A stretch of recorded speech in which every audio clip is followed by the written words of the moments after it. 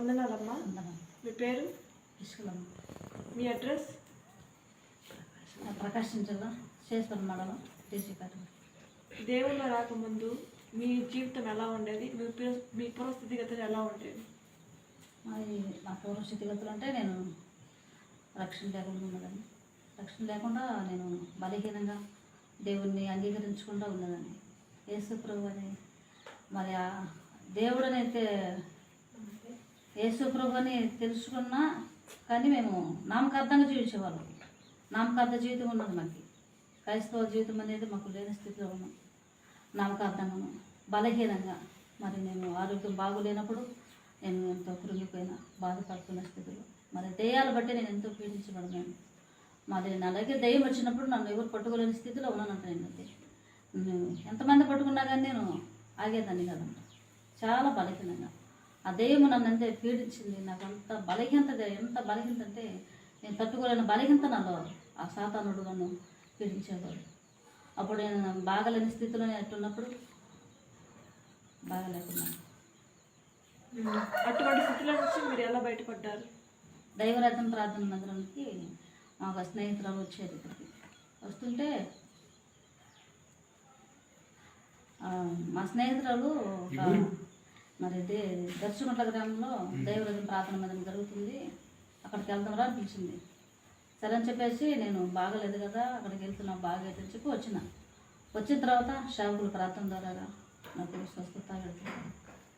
దేవుణ్ణి మీరు ఎలా తెలుసుకోగలిగారు? మరి నేను ఈ యొక్క బాగలేని స్థితిని బట్టి వాక్యం ద్వారా మరి సేవకుల ప్రార్థన ద్వారా నేను దేవుని తెలుసు.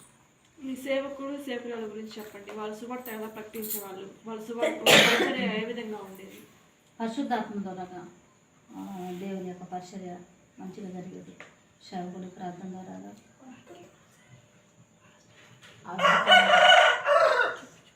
సేవకులు యొక్క ప్రార్థన ద్వారా మరి దేవుని అభిషేకం ద్వారా చాలా మంచిగా జరిగేది. మీ సంఘం గురించి చెప్పండి. ఆ సంఘం గురించి మేము వారం మరి ఆరాధనకు వచ్చేవాళ్ళము, ఉపవాస ప్రార్థనకు వచ్చేవాళ్ళము. మరి చాలా సంతోషంగా ఉంటుంది వాళ్ళ ఆదరణ. మీరు మేలుని ఎలా పొందుకోగలిగారు? మరి మేలు అంటే నేను చాలా బలహీనంగా ఉన్న తర్వాత నేను సేవకుల ప్రార్థన ద్వారా నేను ఈరోజు సంతోషంగా సమాధానంగా ఆనందంగా ఉన్నాను. మారు మనసు మీరు ఎప్పుడు ప్రారంభమైంది? నాకు ఎప్పుడైతే స్వస్థత వాక్యం ఉన్న తర్వాత వాక్యానుసరంగా నేను మారు మనసు. బాప్తీసం ఎప్పుడు పొందారు? వాక్యం విన్న తర్వాత నేను ఎప్పుడైతే మారు ఉంచగలిగిందో నేను అప్పుడు బాప్తీసం పొందాను. పరిశుద్ధాత్మ అభిషేకం మీలో వచ్చినప్పుడు మీకు ఎలా అనుభూతి కలిగింది?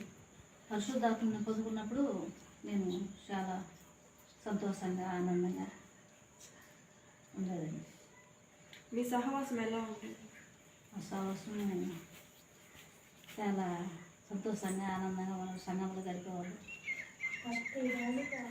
ప్రార్థన చేసుకుంటూ వాక్యానుసారం వాక్యం వింటూ చాలా కుటుంబం గురించి చెప్పండి. మీ యొక్క కుటుంబం గురించి. మా కుటుంబం నేను, నా పిల్లలు, మా భర్త మేము చాలా సంతోషంగా మందిరానికి వచ్చాము. చాలా ఆనందంగా ఉంటుంది. మీరు ఏమని తీర్మానం చేసుకున్నారు? మేము మనం వచ్చేంత వరకు దేవుని సేవకుల్ని మేము నమ్మకంగా చేయించాలనుకుంటున్నాం. దేవునిలో సేవకులతో మేము ఆనందంగా గడపాలనుకుంటున్నాం. ఇంటర్వ్యూకి ఇచ్చినందుకు